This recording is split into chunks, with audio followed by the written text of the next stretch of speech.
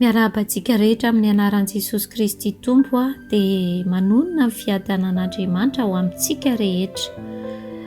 Misaotra an'Andriamanitra lehibe tsika raha mbola nomeny izao tombon'andro lehibe izao indray noho ny famindrapony sy noho ny fitiavan'Andriamanitra antsika araka ny tenin'Andriamanitra fa izany tokoa no tsy nahalandritra antsika. Ifampaherintsika amin'ny alalan'ny tenin'Andriamanitra izay ato amin'ny JAONA toko 9 dia manomboka amin'ny 9:20 ka hatramin'ny 7:20. Eto amin'ity tenin'Andriamanitra ity dia araka ny voalazan'ny tenin'Andriamanitra hoe maro tamin'ny mpianatry Jesosy Kristy no nihemotra ka tsy niara-nandeha tamin'ny intsony. Ary Jesosy nametra-panontaniana tamin'ny folona hoe ianareo koa ozy izy va mba te hiala? Dia ozy izy Simona Petera hoe Tompo, hankany amin'iza moa izahay? Ianao no manana ny tenin'ny fiainana mandrakizay ary izahay mino, ka mahalala fa ianao no Ilay masin'Andriamanitra.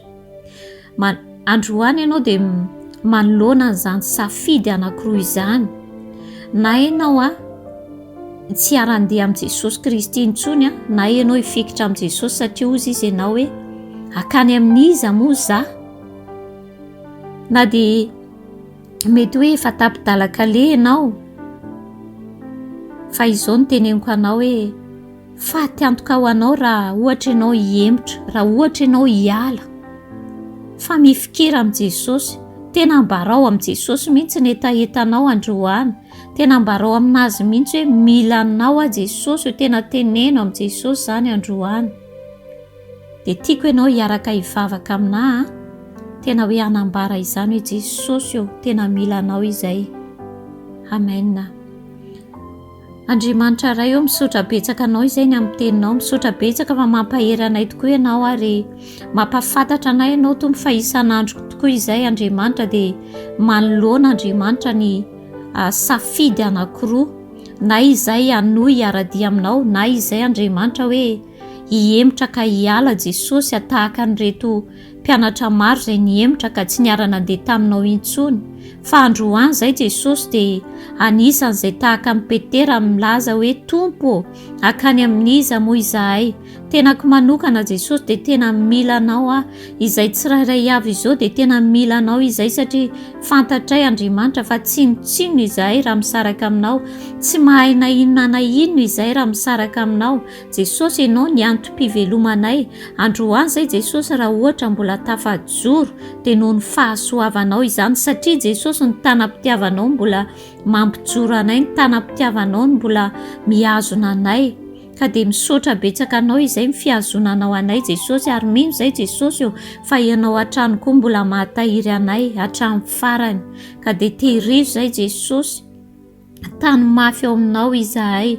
Jesosy izahay mino fa ianao tokoa ny lalana sy fahamarinana ary fiainana. Mino izay Jesosy fa ianao tokoa ilay zanak'Andriamanitra velona. Mino izay Jesosy Kristy fa ianao tokoa ilay manana ny tenin'ny fiainana mandrakizay ary izany indrindra Jesosy ny fikiranay aminao.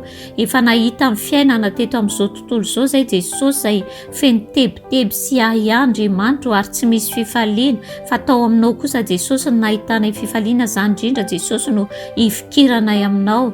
Tena mila anao izay Jesosy tena hoe mila anao izay Jesosy mila anao izay hankany amin'iza moa izay Tompo. Tehirizo izay Jesosy tehirizo ny tsirairay avy rehetra ary ampahirizo izay fikitra tanteraka aminao.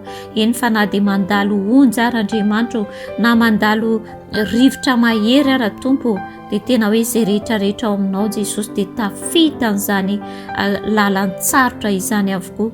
Ka dia ampianaro izay fikitra aminao mba tsy ho anisan'izay hihemotra izay ka hiala Andriamanitra amin'ny tena hoe amin'izao fanompoana ianao izao na fanarana idianao izao Jesosy, fa tena hifikitra mandrakariva ao aminao.